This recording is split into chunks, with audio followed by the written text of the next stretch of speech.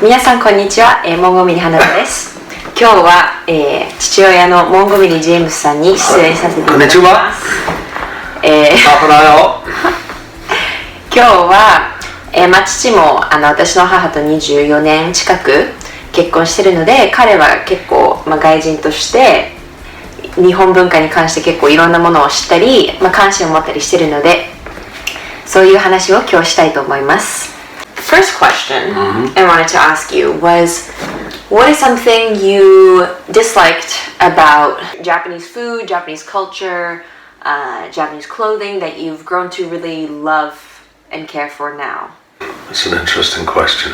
I think the thing that I found strangest about Japanese culture when I first met your mother, when I was first married to her, because I'd never been involved with a Japanese woman before, right? But with the Japanese need to obtain consensus before decisions are made. If I'm out with a group of Western friends, then, and we're deciding where we want to go and eat, there might be some discussion in the group about what we're going to eat and where we're going to go, but we don't all have to agree. Two people might say, well, I want to eat curry. Say there are three people. One person might say, well, I want to eat Italian food. Yeah, so what happens to the... We'd say, oh, well, you've been outvoted. Okay. The majority wins, we're going to have curry. And you think in Japanese culture? In Japanese culture, you would have a discussion on the sidewalk that might last for 45 minutes. In an attempt to talk around the person who wants Italian food, to persuade them that when they say they want spaghetti, really what they want is a lamb curry. So they just don't know it yet. So it's not even they don't have this discussion to reach a point where all three of them find something that they all want to eat. It's so that the majority still gets what they want, but they have to convince the other person. Well, maybe so. I mean, I can't generalize about human beings, but in Japanese culture there's a very strong drive towards obtaining consensus and agreement. Whereas in the Western world, because of different philosophical and historical traditions, there's a greater emphasis upon individualism. I still find it quite frustrating, but it's something that I've accepted. Okay. Right. What's something that has surprised you about Japanese culture? The generosity of the people. Their generosity and kindness as a people. Their readiness to be helpful. Their readiness to be kind, especially when, as a foreigner, if you make an effort with them, if you don't sort of do the standard foreigner thing of barking loudly in your own language, if you actually try and speak to people in Japanese, even my appalling Japanese. Yeah, it's quite good. 僕の日本語はたくさんですね。No, it's very good. I think that's something that really has impressed me about the Japanese is their kindness and their ability and their desire, if you like, to be helpful. Can you point to a specific moment that you've really felt that generosity? Yeah, I mean, I've been out in Tokyo on my own and I've been looking for something or lost, and people have walked with me for 2-3 blocks out of their way to show me where such and such a thing is. You pick up a sense of how far people are prepared to go to be helpful. Did you have any hardships marrying a Japanese woman? I think the hardships I experienced with your mother were because of her personality, nothing to do with her being Japanese. Really? So when you were in England, you never experienced racism? No. I mean, nobody ever gave us a hard time because we were European man, Japanese woman. The only time I've ever picked up anything like that was there was one occasion in Japan when I was with her, and there was a drunk salaryman on the train on the way home, the densha, right? And he was sort of standing over me, muttering at me in Japanese. He was drunk and it was about 11 o'clock at night, and I felt very uncomfortable, so I stood up, right, and I addressed him directly and rather loudly in English, and that seemed to do the trick. And I got the feeling that he was not well-intentioned towards me. And then there was one other occasion when you and your brother were small, and I was with your mother, and we were in Connecticut, I think in Greenwich, Connecticut, and there was we were stopped at some sort of diner or place like that to eat, and there was some white guy in there, who looked as if he was worth a few bucks, and he just kept staring.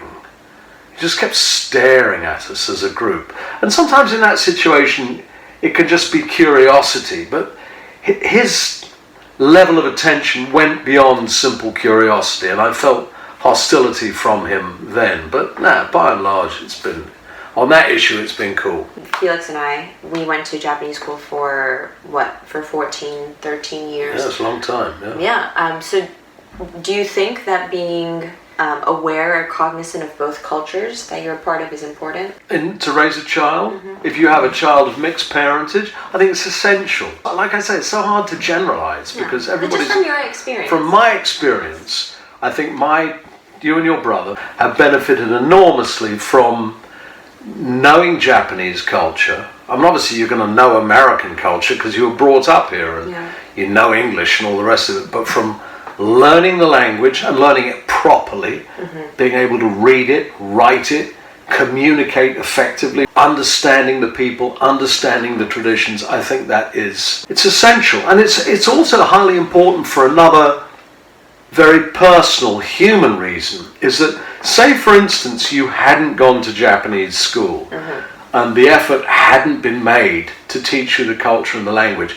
Not only would your relationship with Japan have been completely different, but your relationship with your mother's extended family, with your grandparents, with your aunts, your uncles, would have been completely different.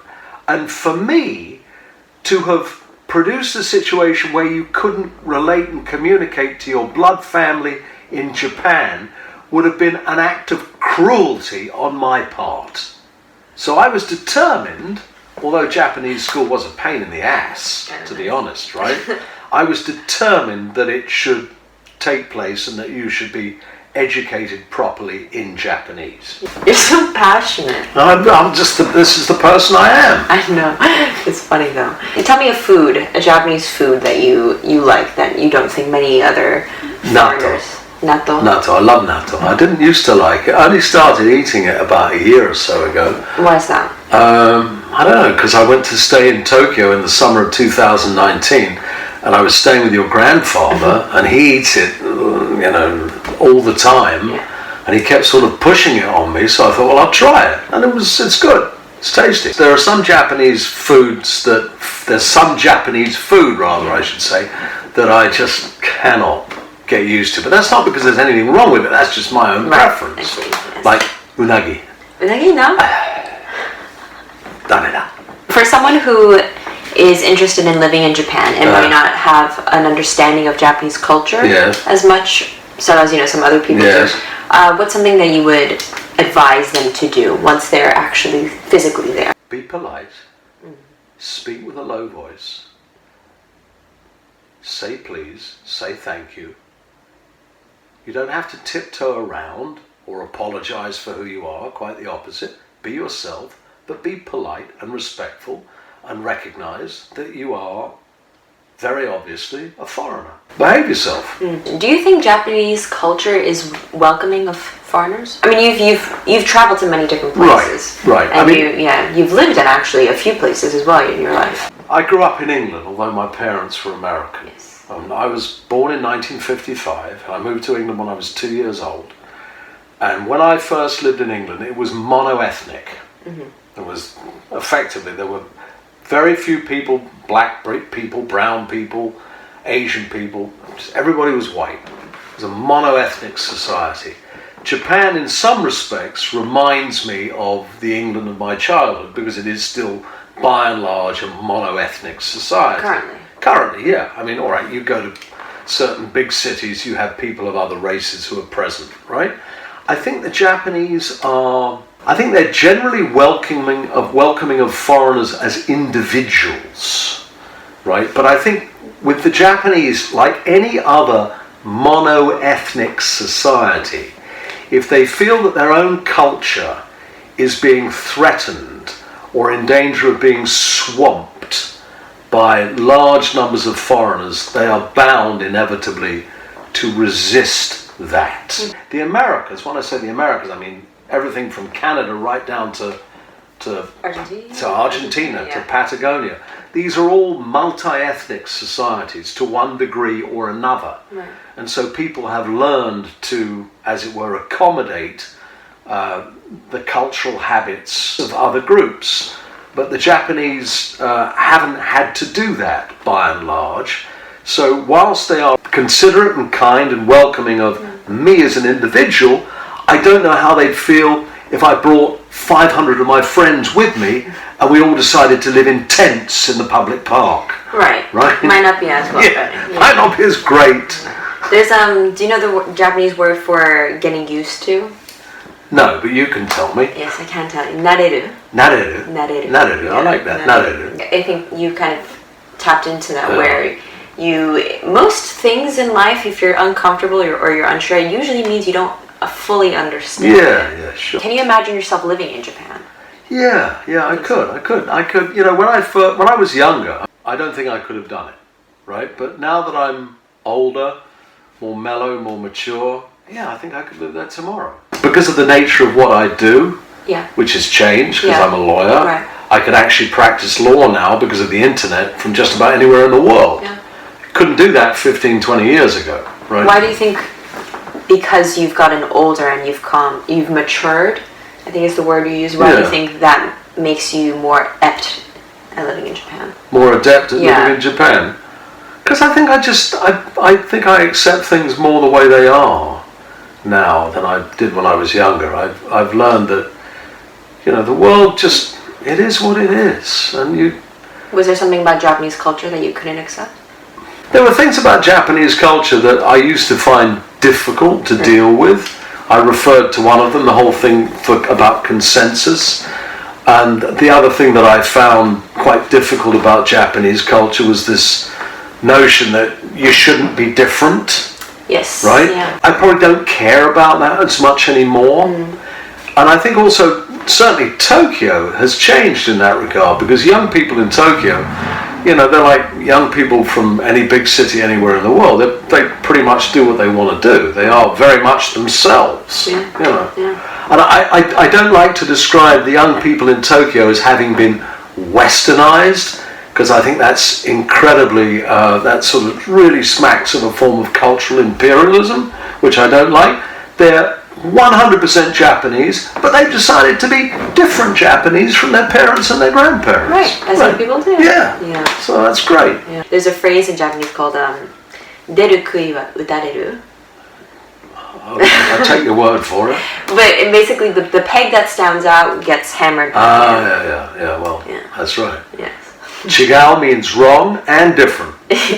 Yeah. Same character. True. Same Chinese character. Yeah. Chigao. So if you're wrong, you're different. If you're different, you're wrong. Yeah. But I don't think that really applies anymore in the big cities in Japan, because, well, I've been there virtually every year for the last 24 years. I think it's an enchanting and lovely place. What's something you miss about Japan?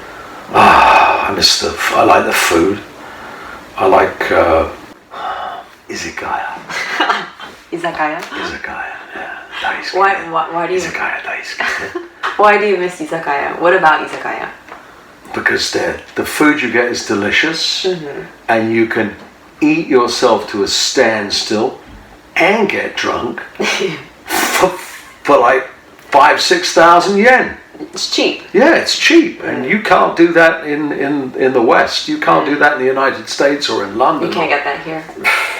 Delicious food, beautifully prepared, served with elegance. It's very likable. Okay. And I like the bookshops. I like the way the Japanese still have lots and lots of bookshops. They love paper. Yeah, they haven't turned their bookshops into clothing stores. I know. Or do-it-yourself warehouses. Target. Yeah, I mean, like for instance, like Target. Like for instance, in Ikebukuro, there's a huge bookshop. I forget the name of it. It begins with a J. It's like on 9 floors. Yeah. And they have a whole floor of English language books, right? Really? It's right on the main drag in Ikebukuro. Yeah. Which is a district that I like anyway. Oh, really? Yeah, it's lively. Yeah. Is there any part of Japan that you want to explore that you haven't yet? All of it.